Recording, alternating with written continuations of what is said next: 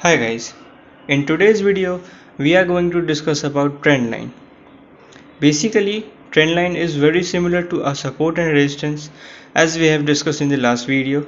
So you can also see the trend line here as a similar way. As we have said that the support and resistance we have basically acts like a floor and roof to the price movement. When it comes to price, if we see two touches at the bottom, we can count it as a valid support, and in the same way, if we get two touches at the upper side, we can count it as a valid resistance. So the important thing for us in this whole position is touches, in which minimum two touches are required at a particular level through which we can see support and resistance. When it comes to trend line, the trend line is also similar, for which you can use the trend line tool directly. As we know, support and resistance are purely flat and can be seen on horizontal levels, but when it comes to trend line, we can see it here at an angle of 45 degree. Basically, you can draw the trend line both on the upside and the downside price movement. And if you talk about the price, if the price movement is from downward side and it is falling along the trend line, then at some point it may break the trend line and the price will move up. If this similar position is respoken, we are saying these 2 points. Now these 2 points are the touches and we can consider it as first touch and second touch. So if you have to find out the trend line, which trend line it is, you just have to find out two touches as we did in the support and resistance. So if you get to see two touches from this particular 45 degree angle, that means it's a trend line. If price movement is upwards, then chances increases that it will weaken the trend line and price may move further. Similarly, if your trend line is moving down, then there can be heavy chances that the market is coming down from upward direction and somewhere market is trying to go in upward direction for short term, which may later go back in downward direction. Even in this, you get to see same points back. If you want to find out any trend line, it's a good way to find out through one and two touches over here. Just as in the last video, we talked about support and resistance, we used to test the body and the wick of the candle. In the same way here, we can connect wick to wick and body to body. Moving back to charts, you will get to see a lot of data here and you can draw them inside any time frame as many trade lines as they are. The more data you draw, the more data we have to get in here. As we are now in 1 day time frame, we will have to analyze too much data. But if we go here in a time frame for 15 minutes, 5 minutes or another, we will analyze less data. You can see in this particular area that the prices are moving in upward direction. As we have talked in the support and resistance, that if the price goes up and falls back down, which you can see in this position, we have the last base, basically it is a resistance. The line that follows the support and resistance is also drawn here. So you can take back the trend line tool. So you can go here for magnet tool and choose between weak magnet and strong magnet. I just have to attach this point to many point that I have at a last swing high, and if we get to see a low point, we can attach this line back to it. So after attaching it, you can switch off the magnet tool and particularly you can draw the same line further. So here you will find one thing, that our first swing high is first touch and the second swing high is second touch.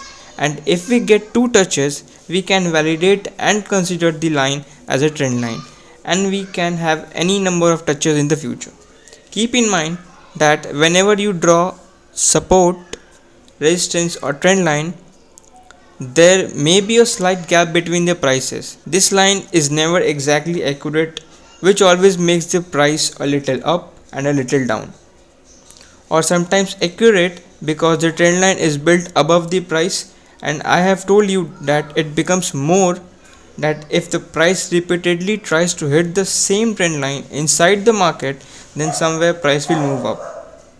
Similarly, if you go ahead in price and try to analyze things and talk about lower trend line, that the price have tested this and the second test is around this point, where we can simply say that this level is first touch and the second touch we get to see from the market, and we can assume it as a trend line and extend further, through which as long as the price remains on top of the trend line, the price will be bullish, and whenever price will break the trend line, then the price will start to move in opposite direction. So basically, if your market is bullish, whatever trend line you have will be above the price, and whenever your market turns bearish, somewhere the trend line is formed at the bottom of the price, and when it breaks the trend line, price moves in downward direction. If you talk about the current Bitcoin price, you can draw the trend line over here and will find the first touch and the second touch over here.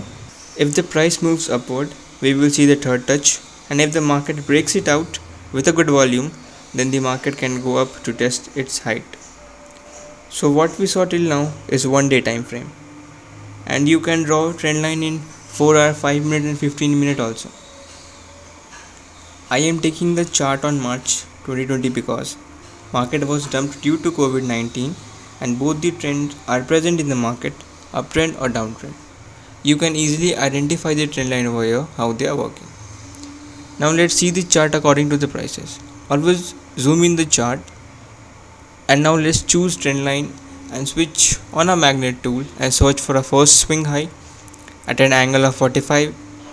Search for another swing high and mark it.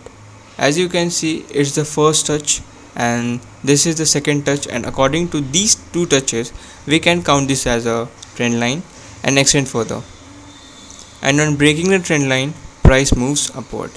Now if you focus at this position, market switch from bear market to bull market on the basis of the trend line, or if the market continued its bear market, then trend line should lie somewhere here.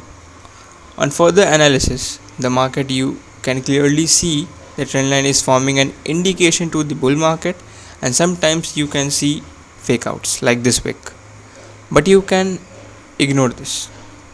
You should focus on that trend line that connects more points, that is body to body and wick to wick.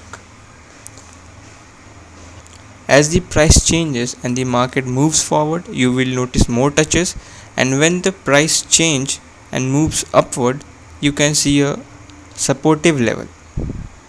And as I have said in the beginning, focus on two touches. Remember one thing, that in the bull market the trend line is always on the top of the price, and in the bear market the trend line is always at the bottom of the price. This is a good example how you can analyze the mood of the market through trend line.